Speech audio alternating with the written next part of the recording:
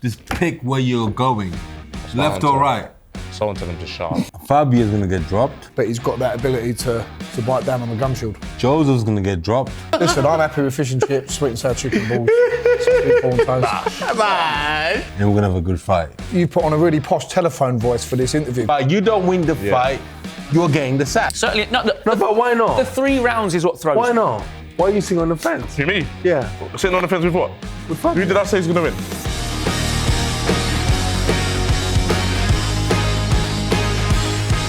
Hello and welcome back. This is No Glove Lost in partnership with DAZN. We've got another massive heavyweight clash incoming as Joseph Parker goes toe-to-toe with Fabio Wardley in an all-or-nothing showdown at London's iconic O2 Arena this Saturday night, and you can only watch it on DAZN. And for a fight this big, you need a heavyweight panel to match. So we've brought out the big boys. First up, you've seen the TikToks, you've heard the chants. It's the Romford Bull, Johnny Fisher. Next, we've got heavyweight on the rise, hungry and dangerous, David Adeleye. And finally, the chaos bringer, the crowd pleaser, is Derek Chisora. Bosh. We'll also be heading inside both camps, hearing from Parker's trainer Andy Lee and Wardley's longtime coach Rob Hodgins. The heavyweight division is held up right now by Alexander Usyk, the undisputed governor, deciding what he does next. He's got a back injury, he's dancing, you don't like him. Why don't you like him? You love him, he's your best mate. You're in the I sauna phoned with him him the every other week. day, and I go to him, fella, you're holding us up. And then he showed me his beautiful baby girl, and I was like, mate, what are you doing? He goes, bro, I don't know. I'm gonna fight next year, defend all my titles. I believe he's going to be at this fight. I think he's going to be at the O2 on the Saturday night for the fight. And I do think... Why do you think so?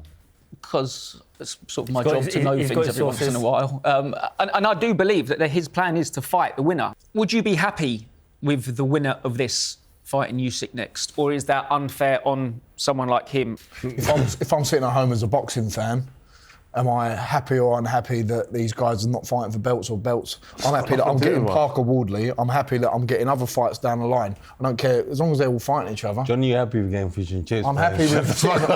Listen, I'm happy with fish and chips, sweet and sour chicken balls, sweet corn toast. I'm happy to go over Borough Market and get a bit of that after. Oh, yeah, we're going there. 12 years ago, Fabio had 4 pro fights. He got a message on Facebook. Will you come to Ukraine and spar Usyk, who was a cruiserweight preparing for Bellew? He packed a bag, no team, no management, no promoter. He went out there and he sparred him.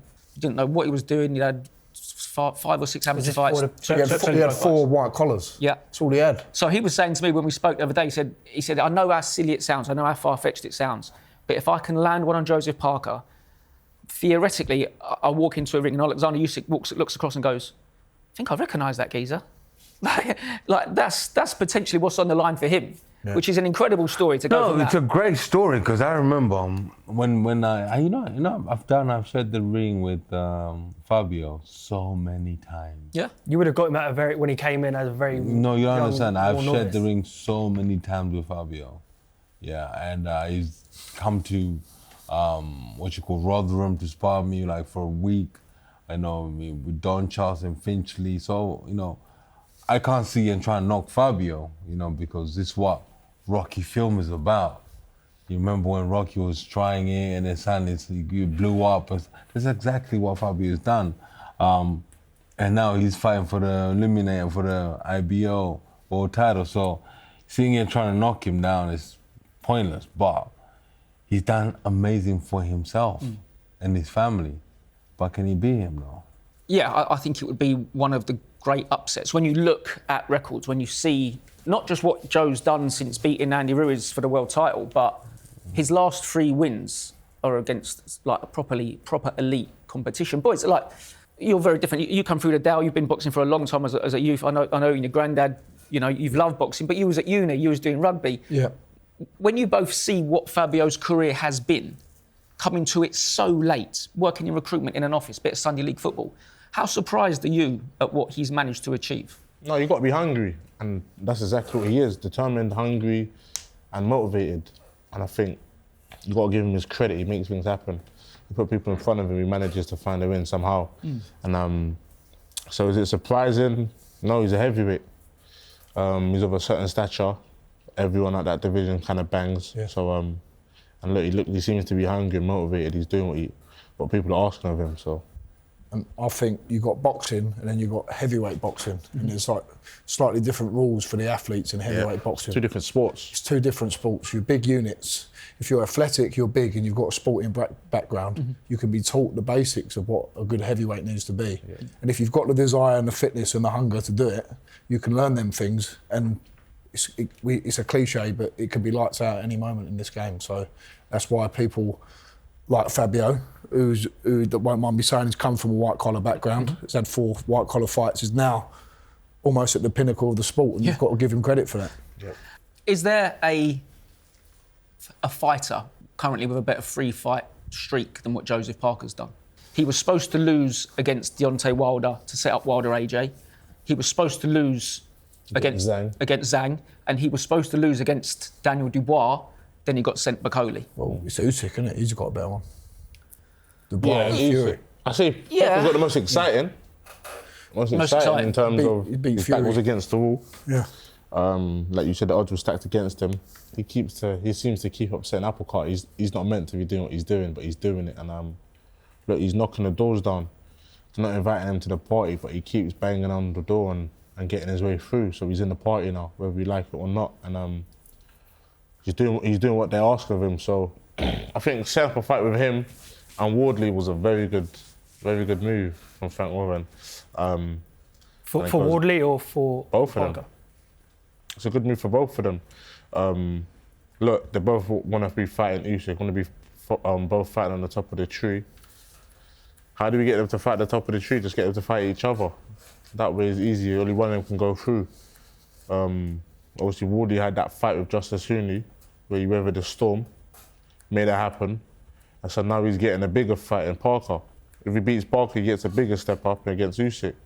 And then you got Parker, who kind of keeps proving himself. So it's like, all right, then look, you and Wardley are both in the same position right now. You two got to fight each other, and then the winner goes from there. How much credit does Parker deserve? Because I know, look, boxing's obviously not perfect, and a lot of things can change. But how much credit does he deserve for actually taking this fight and a tough fight when he's seemingly there at his world title shot? A lot of credit, but Parker's not getting any younger. So I feel like in Parker's situation, he can't be sitting around waiting.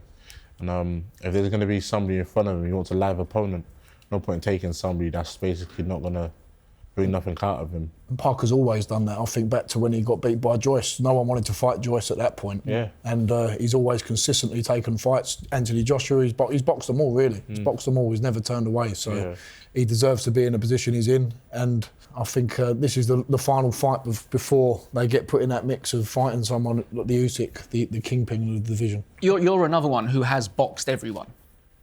Where does Parker fit in? What's he good at? What's he bad at? Listen, I like Parker. He's changed his style more recently. Yes, he's a great fighter. He hasn't got the. He can't connect with the fans. You know, boxing is a business. Yeah, I want to put it to you guys. Boxing is a business. If you hold the WBC, the IBF, yeah, those federations like to make money. So they'll look at it. Can we make money? They make money if Tyson is holding the belts. Yeah. They make money if AJ is holding the belts. Mm-hmm. Can they make enough money if Joseph, is holding the belts? Can they make enough money if Fabio is holding the belts? Yeah. Can they make money if Daniel Dubois is holding the belts? It's a business they're running, you know. There's a reason why Joseph hasn't had a shot for a world title for the last 7 years or 8 years. Do you understand? So we'll never know. But it's going to be a crack. Do you think he's... Well, let's go and listen. Let's go and listen to Joseph Parker and see what he's got to say about his opponent. You treat every fight as the championship of the world. Like, he's got my full attention. I'm giving it everything. Like, I'm not leaving anything like to chance. I've been building away in New Zealand. Now that we're in Ireland, we're treating him like he's a champion of the world. And he deserves to be treated like that. He's the WBA mandatory. And he's had, like you said, a great story. He's had some good wins under his belt, and now it's time for us to clash. That's commendable, and it is what every single fighter says, that they're treating their next fight as the biggest and the toughest, and they're giving their opponent the utmost respect. But when you look at Fabio's career and the people that Parker has fought previously, do you think he could possibly even be doing that. Yeah, he should be. But there's David, you know when you spar, when you do an 8-round fight to come back after a defeat, or you're preparing for Hrgovic. Really, 100% is different. It's challenging in different ways, but I feel like Wardley's no gimmick. Mm-hmm. So you got to give him his credit. Yeah. And at the end of the day, if you want to get to the finishing line, which is obviously getting all of the belts against Usyk, you've got to take that last hurdle very serious. Because if you slip up on that last hurdle, someone's going to overtake you. So I think you have to take this fight very serious. Yeah, of course, he brings his own sort of different challenges to what Zhang, Wilder, and these other boys would bring, but at the same time, he still brings challenges and he still brings something out that Parker's going to have to bite down on to focus and to dig deep to get the win. So I think, yeah, he is taking him serious. Yeah, I believe what Joseph's saying there. How difficult do you think it is to prepare for a fella like Fabio, who doesn't have the sort of probably basic fundamentals that a lad who's been in the gym since he was 8, 9 or 10, he probably does do things a bit differently, John, do you reckon? It can be erratic and it can work in Wardley's favour. I mean, he's got a unique ability that not many fighters have to bite down on his gum shield. And when you think you've got him, I remember even thinking back to when he fought Gorman, and I thought Gorman was pummeling him for 2-3 rounds, and out of nowhere he just barrages him. He's got that ability to bite down on his gum shield, shows a pair of cojones and just go to work. So, yeah, I think he's unique in that sense. He's not got the pedigree, but he's got that ability to bite down on the gum shield. Me and Fab have laughed about it for quite a while. He's a really slow starter. And I know that sounds silly, bearing in mind what he just did to Fraser Clark, but I remember going back to like the Nick Webb fight, which I think he won it in a round, but Nick Webb had success. I remember Eric Molina had success, and we've always joked about it. Do you think that comes from just not being in the sport long? Is that just a mentality thing? That It's got nothing to do with him being in the sport. It just comes from him being himself. He's just, like you said, a slow burner. Mm-hmm. Some people need to get into it. And then you've got others like Derek that fights round 12 the same way he fought 1-1. Yeah, badly. Just gets into it. So, yeah, it's just different. It's just different. And I think... That was very ballsy from you to He can't hear me under the bandana. That's fine. Derek, when you know, and I know, if we take out the Fraser Clark win, just because it was excellent, magnificent, not taken away, but it seemed like a bit of an anomaly. When you know an opponent starts slow, is it too dangerous to stick it on him early? Joseph starts slow as well. Okay. Yeah, so the favourite right now, should be Fabio. Yeah. Fabio should be the favourite in this fight. Because Joseph hasn't boxed for a year. When the last time Joseph boxed? Joseph not boxed. No, he boxed. February against Bakole. But Bakole. Bakole, 2 rounds. Huh? This year. Bakole was this year. In February, exactly. It's almost a year. You understand? Listen, I'm a massive fan of Joe Parker. That fight with Zhang, he won it comfortably in the end, but there were shaky moments. Yeah, he was down twice. 2 or 3 times. Which fight? So Zhang beat Parker. I think he dropped him 2 or 3 times. Parker's got to prepare for this fight, same way he prepared for the Wilder fight. Wilder's got the same sort of unorthodox styles, a bit more punches come from a different sort of angle and different place. So I think whoever he had and whoever he brought in for sparring for the Wilder fight, he should kind of replicate it for this fight going into. You not had that phone call? You've been a Wilder standing before? Yeah, so I was actually meant to be sparring Parker for this camp, and so yeah, I was abroad. Where were you? Nigeria, innit? I was in Nigeria, so because I was obviously there and whatnot, coming back to travel to Ireland and whatnot. And by the time his camp would have finished, it wasn't really going to work out. So, but I was actually meant to be sparring Parker. So yeah. Well, let's go and tune in to the man that you were supposed to be impersonating in the ring. Let's see what Fab's got to say. Yeah, look, don't get me wrong. He is the most probably the most informed boxer at the moment. If you're taking off his last few fights and resume and that. And also just keen with self-belief as well, because he could have quite easily said, oh no, I don't want the Fabio Wardley fight, I want maybe something a bit easier, or I just want to sit on the sidelines and wait. So testament to him, testament to his character, to him wanting to keep going and stay busy and stay active, because we all know how dangerous ring rust can be, and if you've got a bunch of that going into a fight with Alexander Usyk is not ideal. So again, credit to him for that, but we're 2 men of the same mindset, that I'm not trying to hang around either. I'm the interim WBA, but I'm not trying to sit there and wait for that whole situation to figure itself out, or take a little easy touch in the middle and hope that it's all ready for me waiting, sitting up properly. But no, let's go grab things. Let's go grab things with 2 hands and take it for yourself. Don't wait for it to be given to you. Go get it. From Team Fabio Wardley straight into Team Joseph Parker. Let's have a chat with Andy Lee and see what's going on with him. Hello, Andy. How are you, mate? What up? How are you lads, all right? All good, All thanks. good, all good. One thing we talked about with David just here was that because Fabio has come from such an unorthodox background, 4 white-collar fights, really rushed through, not really the textbook training that an amateur would have all the way through. David was saying that he felt he should prepare and certainly spar as if he did for the Wilder, because we know Wilder, a bizarre punches come from bizarre angles. No one really knows how to prepare for Deontay, and that was what David thought. However you approach that fight, you should do something similar for this one. Yeah, we've had some really good sparring in Dublin. A couple of amateurs, top-class amateurs, Adam Alanian and Daniel Wardley. Daniel Wavy, and then last week we had a kickboxer come out. His name is Donaghy Abina from Holland, and he gives some good rounds, and he has that awkward, unconventional, style as well. So that we chose him for that reason. But listen, there are great amateurs. Olympic champions can't win a professional title. You know what I'm saying? So it doesn't mean anything. Professional boxing is a different game. And what Wardley's shown is he finds a way to win. Even when he's been down on the cards, he finds a way to win. So taking it very serious and expecting a hard fight.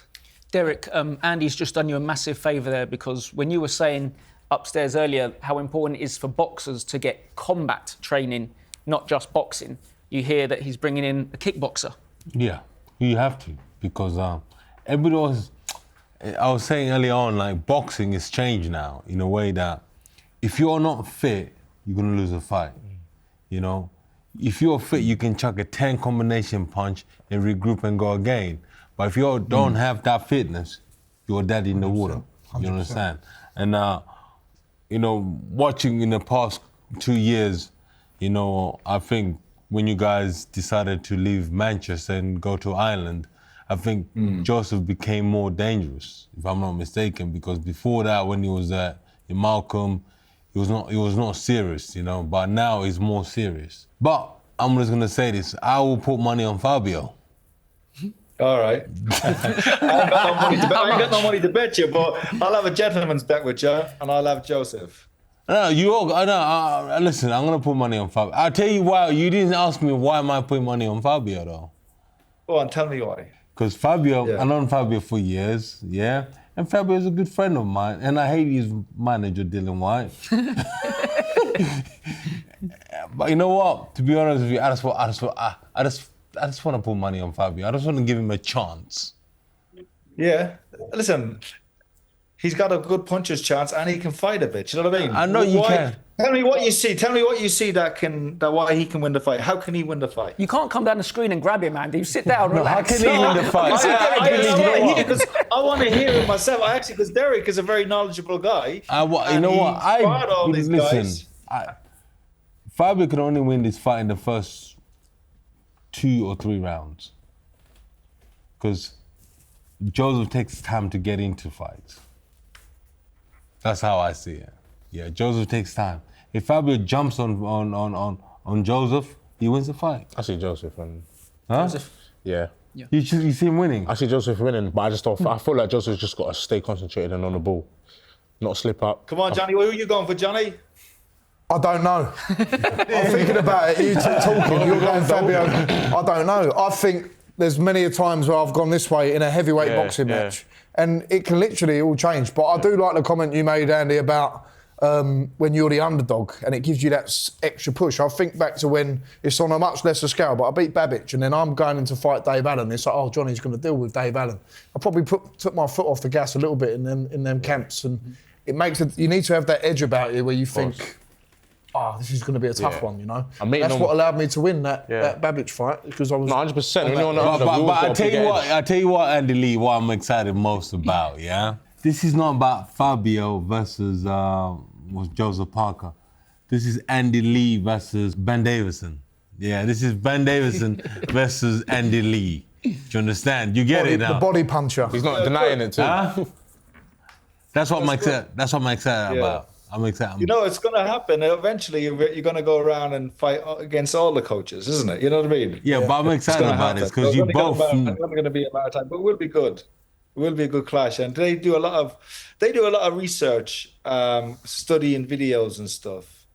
But I just do a lot of experience. You know, just feel. You know, like I can look at a fight and say, you don't need 6 rounds today. Just do 2 rounds. Or I can look at a fight and say, you need to push. You're going hard today. You know, I just got that feel. Practical experience and theoretical experience are different things, you know? I think if Parker boxes to a game plan, and I think Wardley's the most dangerous, he's the dangerous animal when he's hurt. That's when he comes out and gives you a barrage. I think if Parker boxes to a game plan and doesn't get too involved and peppers him, by rounds 8, 9, 10, 11, 12, then that's when he can finish the job. Just to echo. What's Fabio going to be doing? Standing there and getting peppered? Just to echo what Johnny's saying there, I think if Joe sticks to a game plan and does what he needs to do, he gets his way to a win. But if he slips up, make no mistake. I think you two need to get your bloody tongues out of Jojo's arse. No. That's the logical answer. It's very easy to say it's just going to go that way. But Wardley's got the ability to. I can't choose switch him one off. Make no mistake. If Joe slips up and doesn't concentrate, he's going to get caught with a shot. And if he gets caught with a shot, Wardley's not the type to let people off. He's going to, he finishes his dinner. He's going to finish the job. So I think at the same time, Joe just got to stay on it and stay concentrated. There's a game plan. I know Andy's obviously set up a game plan. I think Wardley set up a game plan, but I think Wardley's game plan is more so using his speed to catch people and kind of just taking advantage from there. Do you know how I see this fight going? Oh. I see Fabio's going to get dropped, yeah? Joseph's going to get dropped, yeah? And we're going to have a good fight. Perfect. Andy, thank you so much for your time. Please get home and see your son, young Walter, and thank you again for naming him after me. Yeah, of course, Walter. Are you sure? See you later. Good luck, bro. Cheers. Good luck. God bless. God bless. Good luck.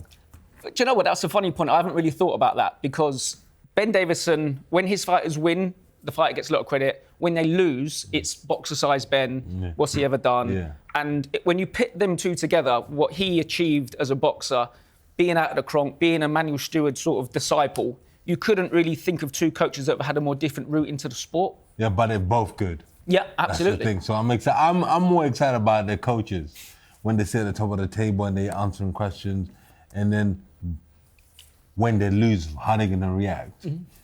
That's what I'm excited about. Well, I tell you what, there is one coach that we are missing out of that, and that's the man who really got Fabio started on this ride. Rob, thank you very much for joining us, mate. How are you getting on? Not bad, guys. How are you all doing? We're good, thank you. Rob. Good. When the brilliant production team here told me that we had you on, I was very happy because I think Fab and you still working together at this level is a great sign of loyalty in modern boxing, and that's a rare commodity these days, just unfortunately because the money's so good. You don't see it these days. You don't see it there. Stick by your coach from the first thing. Everyone has different coaches these days, but he's stuck with me and I've stuck with him. And Ben Davison has obviously come on board. We see Fab splits his time. I guess being in London with the sparring that he has there is a little bit different to being in Ipswich, or I suppose it's a lot harder to find. Is there a set way that Fab splits his time up? Well, we go to Harlow 3-4 days a week for this camp. Obviously, the bigger the fight as well, but we usually divide our time between Ipswich and Harlow. So, yeah, it works quite well. At what point did you kind of understand that he had a bit of talent? He obviously needed to be worked on a little bit, but you had a talent on your hands. He was just determined. He picked up so quickly, quicker than anyone else. And he didn't have the amateur background, as you're all well aware of. And he was really doing well against all the amateurs. And I just thought from there, this guy had a talent. Even though a lot of the ABA guys turned their back on us as well, he had a raw talent. Well, he sparred a lot, didn't he? I mean, some of the names he sparred so early on was amazing. Yeah, when he's coming to you with this... He sparred the legend on your apparel, Derek. Del Boy took him on and very early on and had him as a sparring partner. Dylan did. He went and sparred Usyk early in his career when Usyk was still a cruiserweight. So, yeah, he's been... That's what he wanted to do. He wanted to learn on the job by sparring the very best in the business. How are you, Rob? Not bad, Dave. You good? Yeah, I'm good, thanks. I've got a question for you. Anything you want, mate. How does Wardley prepare for this fight? training. Parker. Same as every fight, really. Same as every fight. As you know, guys, we're with Ben. Ben and Lee Wily are great tacticians. They're very, very good coaches, and they would have a breakdown on all of Joseph's fights. So when we fought you, Dave, and I think Joe fought Simon King, we wanted that Joseph Parker fight back then. So, like, it's been on our minds for a couple of years, Dave. Right. Yeah. And what difference? I mean, Wardley's been in there with a lot of fighters with the sort of conventional boxing style, so what Parker has. What difference is it for Parker than it is for the likes of the Justice Hooneys, me, Fraser Clarks? I think the same approach we had with you, Ab, and the same with Joseph. You know, we took it on. With Justice Hooney, we get a lot of stick because it wasn't a great performance. But, you know, obviously, Carl Froch pulled out a great performance when he stopped Jermaine Taylor in the last round. Yeah. And that's what you do. You know, that's what you always find a way to win, which Fabio does. And with Justice, we didn't know a lot about him. We knew we were going to lose rounds. But same preparation as for yourself. We took it seriously. We break it down. We analyse. We work on stuff that we find that we can find flaws in Joseph. And I know that he'd be doing likewise, Dave. Yeah. Johnny, that must sort of echo what you did as a young boy with very little background. Just going and sparring Joe Joyce more or less straight out of uni. Well, me and Fabio. Hello, Rob. How are you, mate? Good to hear from you. Johnny, mate? I've just got to say one thing. You put on a really posh telephone voice for this interview. Because when you came round for my house, I'm you didn't talk my like this. best behaviour, Johnny. I'm Yeah, on my that's best it. behaviour, mate. That's it. But I've been told Fabio's prepped me, my best behaviour. That's it. You're very professional. But I'll be drinking my tea like this. Yes, that's it. That's it. But I was just going to say, me and Fabio done loads of rounds when I just turned professional. Even before I turned professional, when I think the first time was when I was sparring Joyce, and Fabio was up there as well. Yeah. And just it's been a privilege to see the progression of Fabio and see him go when he won that British title against Gorman, and he just stepped it up, and everyone has written him off time and time again.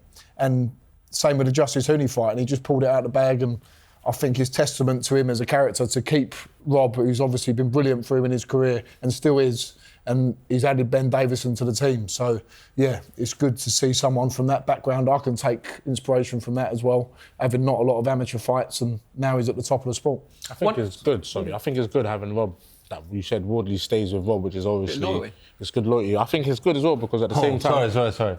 What are you saying? Loyalty on what? Stay loyal to the man who helped him got him into the No, 100%. But if they lose the fight, he's getting sacked. So there's no two ways about it. Let's be honest about it. Yeah? Ben Davison will get sacked, surely. No, but I mean, like, they will choose who's going to go. Yeah? So you need to let's be honest about it. No, but like I said, you're trying to say, like, we are not loyalty to our old trainers. Mate, is that what you're saying, or Wally? Let me explain something. You guys I don't agree with, because I've seen Fabio and Rob together. They've been in my house. Yes. They're different to just trainer, and they're closer than that. Going back to what I said, I But think I it's agree good. with you on that point. I think it's good because Wardley needs a voice he's familiar with. Yeah. Especially when you're in battle.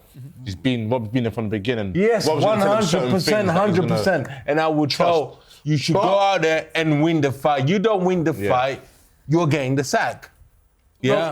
Rob, that's why we're gonna most probably win. This is why I got money on you to win. Yeah, do you understand? So I'm not just saying this.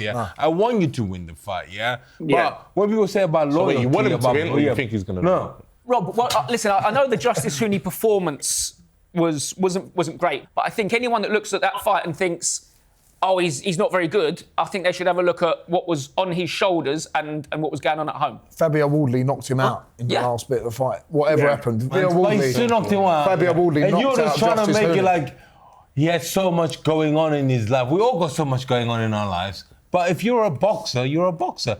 You box first.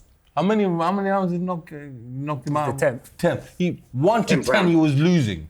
Yeah? And he knocked him out. Great. We don't care no more. Yeah. Now let's move on to Joseph Parker. Rob, tell him how wrong he is. I think we won the first round. If you look back, I was watching the fight at home. First round. Huh? But the first round we won. But I think you didn't win the first round and you lost the rest of the rounds. You won by a knockout. Yeah, I agree. But I think if you can box bad and still win, that's the makings of a champion. That 100%. With Dale, respectfully, I think like one bad performance and his other performances have been quite good. You know, one bad performance and everyone's writing him off, and we're underdog, and I do get that. The British public will put us as underdog, and that Mate. works very well for us. But you know what? The hardest people to please in this world are the British fans. Yeah. Yeah. You know that already. Yeah. So it don't matter what you do, the British fans, even if you do a beautiful knockout, they'll find something like Simon Jordan to write something about you. Yeah. But anyway, listen, I just want to say good luck. Yeah. And listen, I want you to win so you can keep your job. Okay. Thank you, Dale, mate.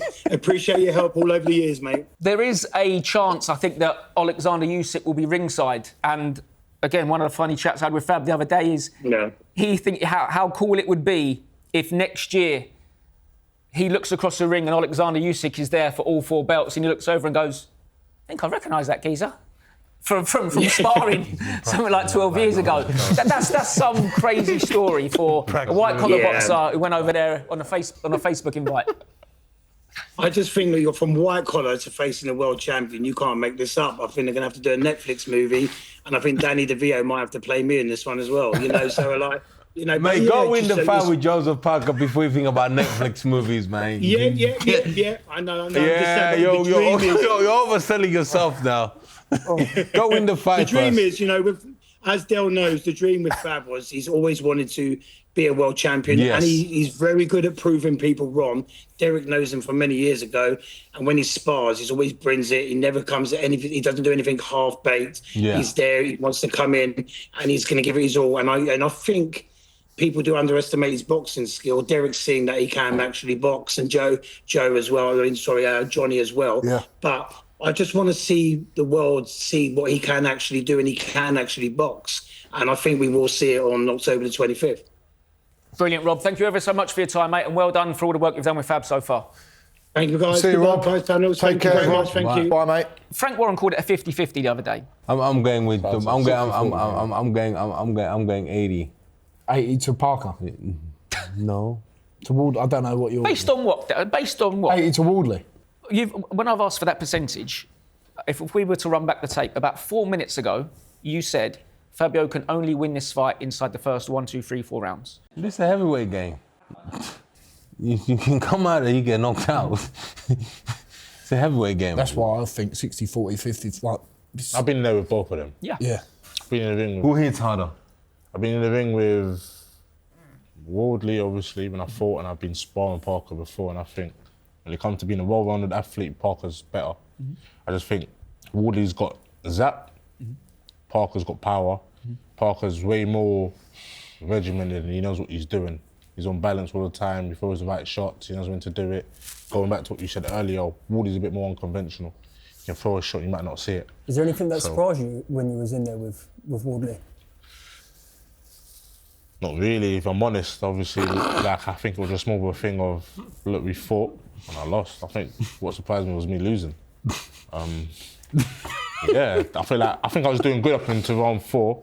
Then obviously the shot in my eye affected my performance going after that. So yeah, the reason I ask is because obviously Fabio is seen as a big puncher, but he has a good jab from the hip. He's got a good counter right hand. I've been in there with way bigger punches, and I've fought people with bigger punch and power, but he's got zap, and that's one thing you got to give him.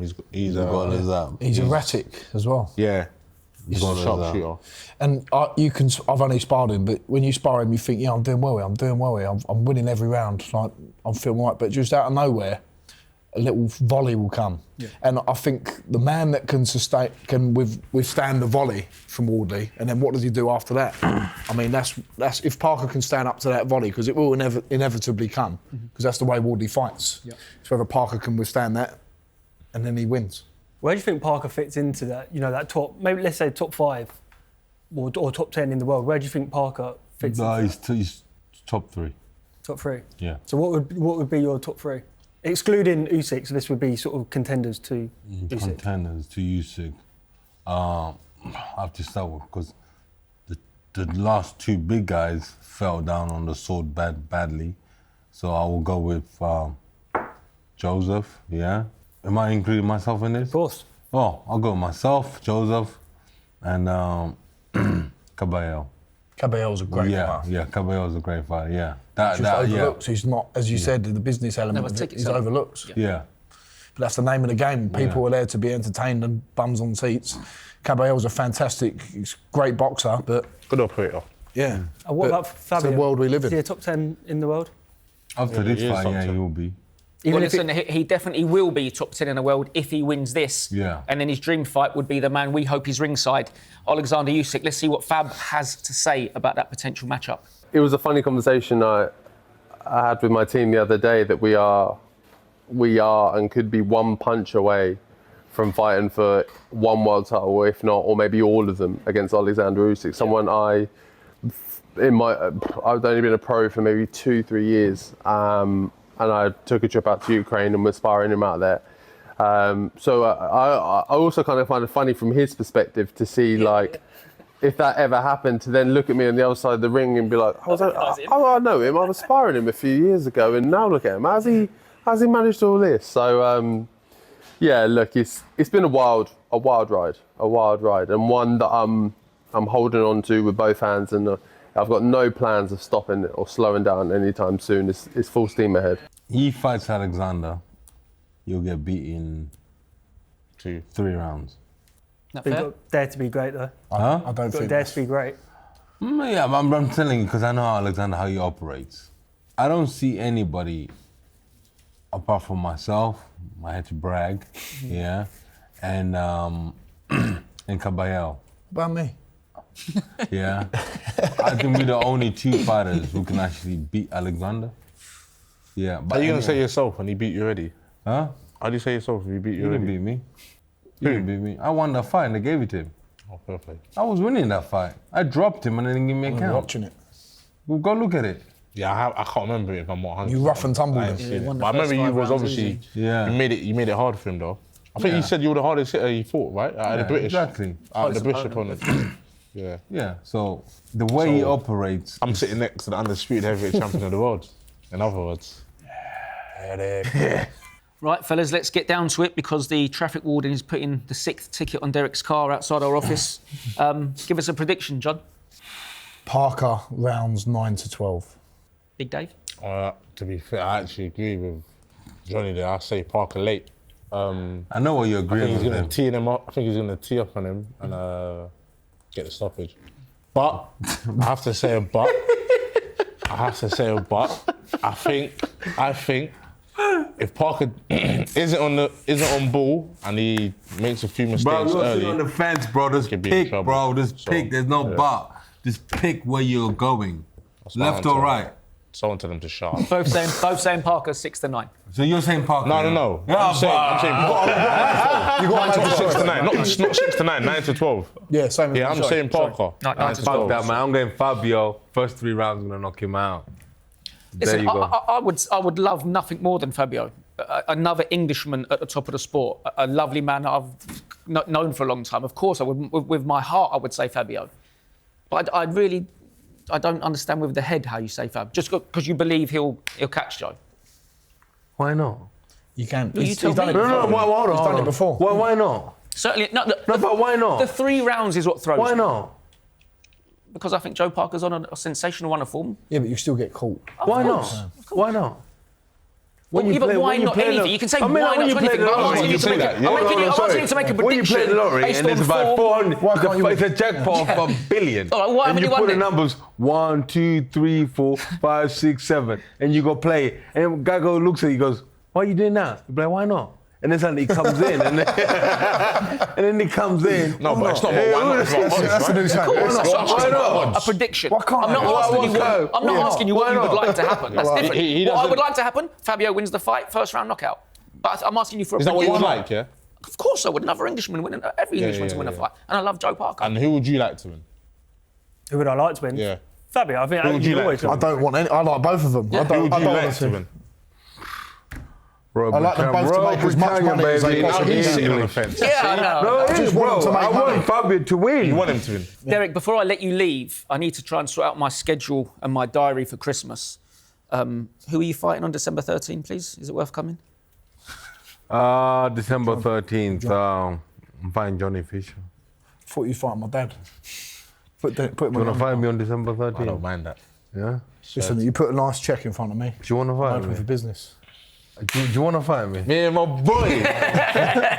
Me and my boy. Like I said, he starts round 1 and he finishes round 12. So I think someone like that, I think whoever he fights, even if it is me. Can I say something? That 20 combination shot you chucked it in Saudi, yeah? Oh, it's great. No, man. I was watching that. I was in Los Angeles and I was watching that. Bro, Yeah, you man. chucked the 20 combination, yeah, bro. And that, Sokovic has got a chin. Say that again? He's got a chin. bro, He does. Whoa, I'll give him bro. credit. I was like, that's my guy. And then after I saw you, Where'd you find that from? Where'd you find it from? He was You got to have that grit in you. Going back to what but you know what, yeah? Next time you Fighters chuck having now, that yeah, grit. this is what you do, yeah? You chuck it, yeah? You chuck 10, and then on the 11th one, you go body, and you come back about up. to say that to you. I Yeah. should have switched it, but Yeah. Never mind. Fellas, thank you so much. That is the final bell for this No Glove Lost. Please watch the fight on DAZN. Thank you to Big David Adeleye. Thank you for Little Johnny Fisher. Thank you. And thank you to Derek sitting on the fence for the winner and my next opponent, Chisora. Flip the tables. And to you. Thank you. Thanks, mate.